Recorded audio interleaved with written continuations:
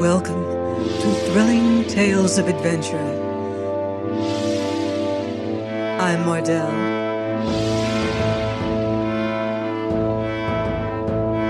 And it's time for another exciting chapter in Black Bartlemys' Treasure by Jeffery Farnol.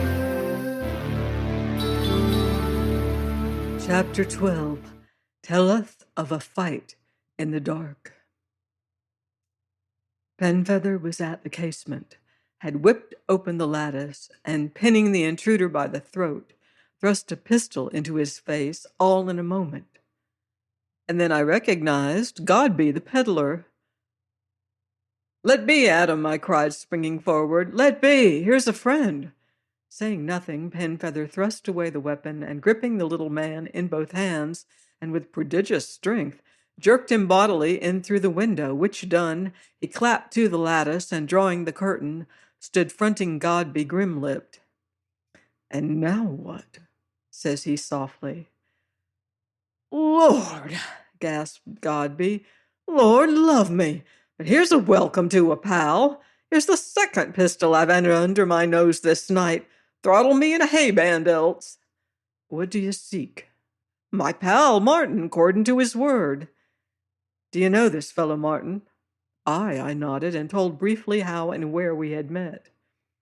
"Godby here Jenkins am I, master," said Godby, "and well beknown to Joel Bim as keepeth this house. Strangle me else, ask Joel.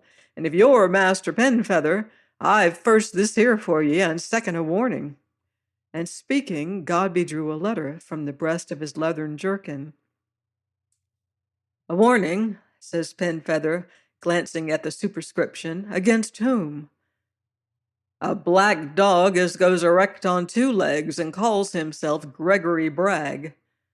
"You mean Lady Brandon's under bailiff?" "I do so. Well, he be no friend of yourn, and what's more, he's hand and fist with others as be no friends of yourn either. Cutthroat sailor men and black rogues every one." "How do ye know 'em for sailor men?" "By their speech, master. I was a mariner once, and moreover by a ranting hellfire chorus." "Ah," says Penfeather, shooting a glance at me. "A chorus, was it?" "Aye, master, concerning murder and what not." "And the words running like this: 'Two on a knife did part with life, and three a bullet took o, but 3 times 3 died plaguily, a wriggling on a hook o.' Was that the way of it?" "Smother me if it weren't," quoth Godby, staring. "Sit down, Godby, and tell me how you chanced on this," says Adam, seating himself at the table.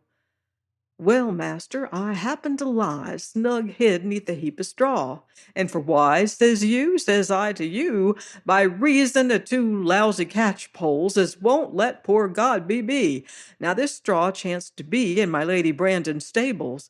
And why there, says you? Says I to you, because these lousy catchpoles being set on poor Godby by this black dog Gregory, and him my lady's man, my lady's stables, is the last place catchpoles would come a-seeking Godby. Well, now, as I lie there, I fall asleep. Now, I'm a light sleeper, and presently I'm roused by the sound of your name, master." "Mine," says Penfeather softly. "Aye, I hears black passage to Captain Penfeather, curse him," says a voice. "Aye," says another, "by knife or bullet, or," and here he falls to singing of a knife and a bullet and a hook. "Avast," says a third voice, "belay that, Abney. You'll be having all the lubbers about the place aboard of us." "Why," says the man, "Abney, since you're with us, well and good. But don't forget, we was hard in his wake, aye, and ready to lay him aboard, long before you hove in sight, and damn all, says I." "Some day, Abney, some day," says the other, "I shall cut out that tongue of yourn and watch you eat it, lad. Eat it. Hist, here come Gregory at last. Easy all." Now the moon was very bright, master, and looking out of my hay pile as the door opened, I spied this rogue Gregory. "Did you see aught of the others?" questioned Adam. "No, master, nor plain, for they kept to the dark, but I could see they was 4, and one a very big man." "Ha' you got it, friend? Ha' you got it?" says the big rogue. No plague on't, says Gregory. Look how I will, I can find naught.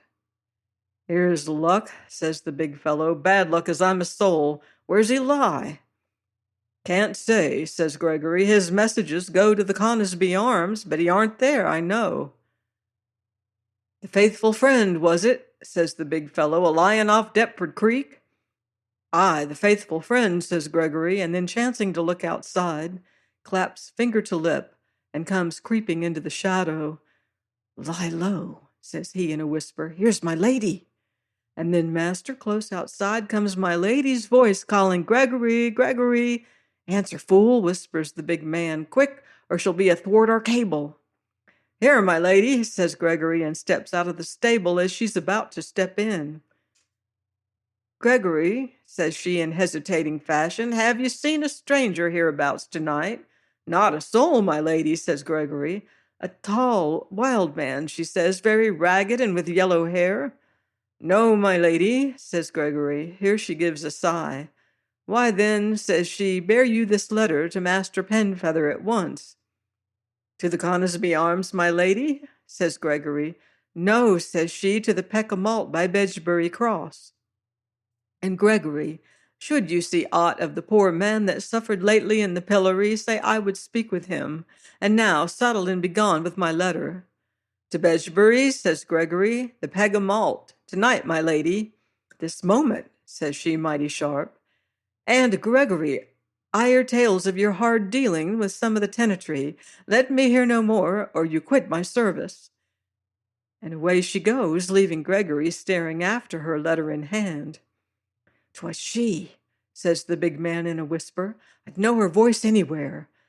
Aye, 'twas she whipped it from my girdle. My luck, shipmates, our luck, but we'll find it if we have to pull the cursed house down, brick and brick.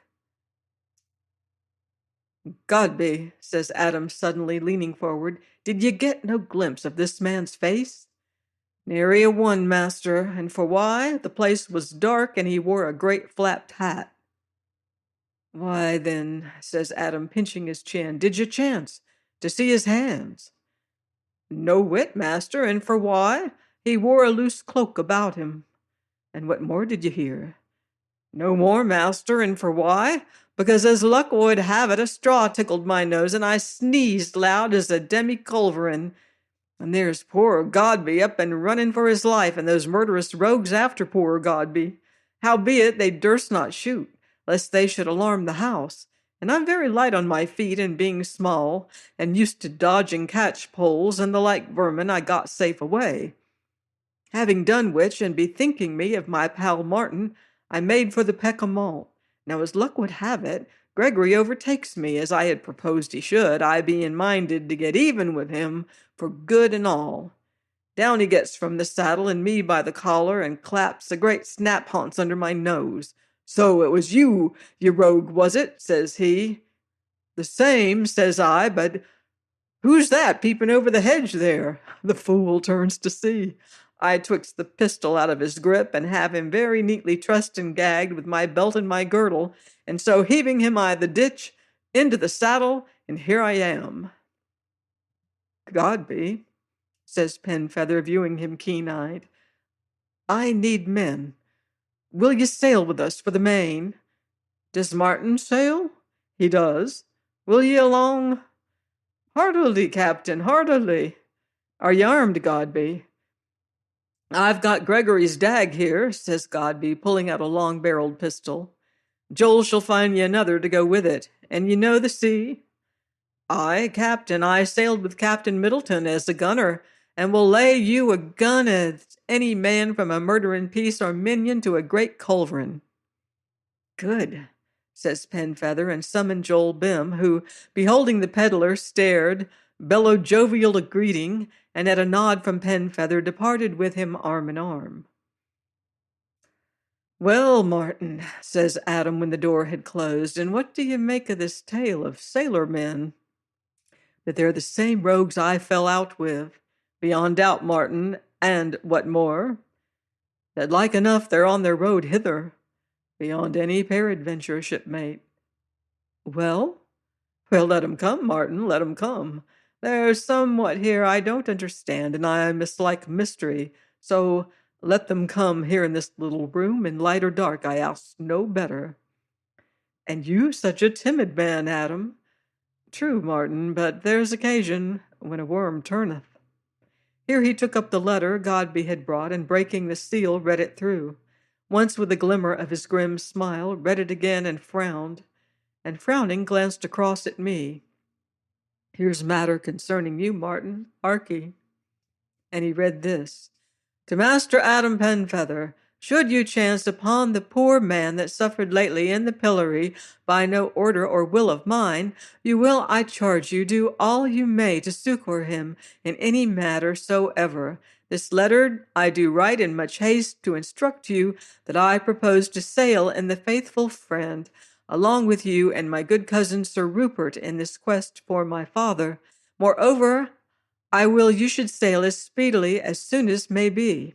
As regardeth the poor young man aforementioned, if he be quite destitute, as I do think him, and will take no money, as I do judge most like, then, Master Adam, you shall offer to him such employ in my ship, the Faithful Friend, as he will accept. And this is my wish and command, Joan Brandon.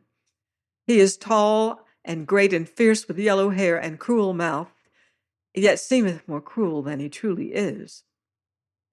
So there you are to a hair, Martin, and here's our enterprise brought to naught if she sail on this venture. Why, then she mustn't sail, says I. 'Tis her ship, Martin, and she's a Brandon. Then sail without her, and be taken before we're clear of the Downs and strung up on execution dock for piracy. Why, then, if she goeth aboard, I don't. And wherefore not, Martin? I'll take no service with a Brandon. Ay, verily, there's your pride, Martin, which is cumbersome cargo. Call it what you will, I'll not sail. And your oath, comrade, sail along o' me you must and shall, but having respect for your high stomach pride, you shall stow away in some hole or corner, and she never know you're aboard. Hereupon I scowled, but perceiving him so serene, albeit a little grim, I said no more, and he fell to pacing slowly back and forth, head bowed and hands locked behind him. I need you, Martin, says he at last. I need you even more than I thought. The one man I may trust to in a pinch. For Martin hears that I don't understand. So saying, he halted by the table, and presently, taking up the dagger, and with strange reluctance, fell to twisting it this way and that. Finally, he gave a sudden twist, and the smiling head of the silver woman, coming away, showed a hollow cavity running the length of the shaft, roomy and cunningly contrived. Slowly he fitted the head into place again, and laying the weapon down, shook his head. Here's Bartlemys' dagger, true enough, Martin, says he, touching its keen point. Here's what found Bartlemys' black heart, aye, and many another. Here's what went hurtling over cliff in Tressidy's fist, and yet here it lies, which is great matter for wonder, Martin. And since 'tis here, why then, where is the vile rogue Tressidy? Which is matter for painful speculation, Martin. Where? Snoring, likely enough, says I, not so far hence or tramping hither. If so, Martin, then death cannot touch him, the which is out of all reason. 'Tis more like the fall did not kill him, Adam. Had you but seen the place, shipmate, but if water won't drown him, and steel won't harm him.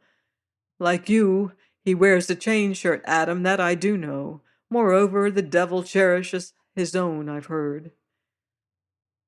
Why, here's reason, Martin, plain reason, I grant, and yet, but 'tis late. You'll be for sleep.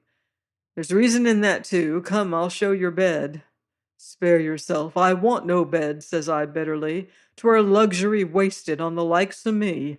My couch shall be the corner yonder.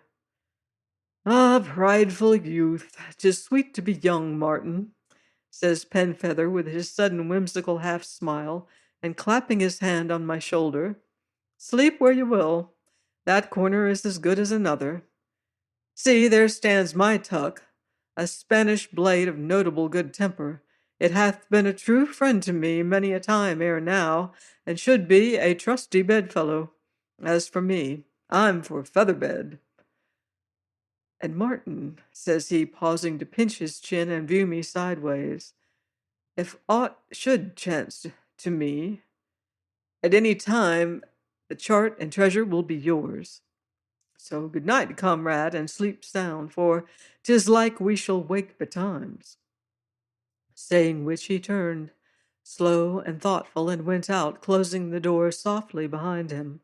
As for me, being very drowsy, I wrapped myself in my weather-worn cloak, blew out the candles, and lying down in the corner, was presently fast asleep. Now as I slept, I dreamed that Penfeather's long rapier, standing in the dark corner close by, was stealthily endeavoring to free itself from its leathern scabbard, with intent to skewer me to the floor as I lay, and striving thus to draw itself, made soft, strange noises and rustlings, insomuch that I presently woke, and staring motionless into the darkness above, knew that these sounds were real. Somewhere close by was a furtive whisper of sound that came and went, a soft drawn breath, a scraping of fingers on the paneling above me in the darkness. And in that moment also I became aware that the lattice yawned wide upon a square of glimmering blackness. Suddenly a sly, creeping foot touched me unseen, and then, even as the owner of this foot tripped over me, came the roaring flash of a pistol hard by, followed immediately by another, and as I lay deafened and half dazed, the floor quivered to the soft, vicious thud of leaping, swift trampling feet, and on the air was a confused scuffling, mingled with an awful beast-like worrying sound. And now, though I was broad awake and tingling for action, I constrained myself to lie still, nothing stirring, for here, as I judged, was desperate knife play. Indeed, more than once I heard the faint click of steel, and now rose shouts and cries and a tramp of feet on the stair without. Someone reeled staggering across the room, came a scrabbling at the open casement, and as I leapt up, the door burst open, and Joel Bim appeared, flourishing a naked hanger, and with God be behind, bearing a lanthorn, whose flickering light showed Adam, knife in hand, where he leaned panting against the wall, a smear of blood across his pallid face, and with shirt and doublet torn in horrid fashion. "The window," he gasped. "Shutters! Where bullets?"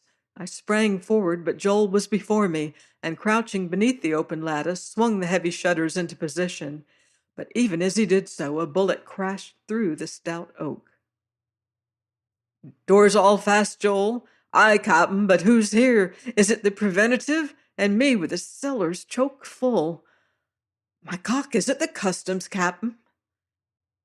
"Worse, Joel," says Penfeather, wiping sweat from him. "Art hurt, Adam?" I questioned, eyeing his wild figure, and now I saw that the thin steel chain was gone from his sinewy throat. "No, shipmate, but the dagger, look ye, 'tis clean disappeared, Martin." "And good riddance," quoth I. "Oh, but Adam, what is your chart?" "Gone along the dagger, has it?" "Tush, man," says he, sheathing his knife. "'Tis snug in that wallet of yours." "My wallet?" I cried, clapping hand on where it hung at my girdle. "Aye, shipmate, I slipped it there as I bid you good night. But Martin, oh Martin, the dead is alive again. See how I'm all gashed with his hook." "Hook!" quoth Joel, shooting great hairy head forward. "Did ye say a hook, Cap'n?" "Aye, Joel, trust that he's alive again." "God love us!" gasped the giant, and sank into a chair. Please join me next week for another swashbuckling story on Thrilling Tales of Adventure.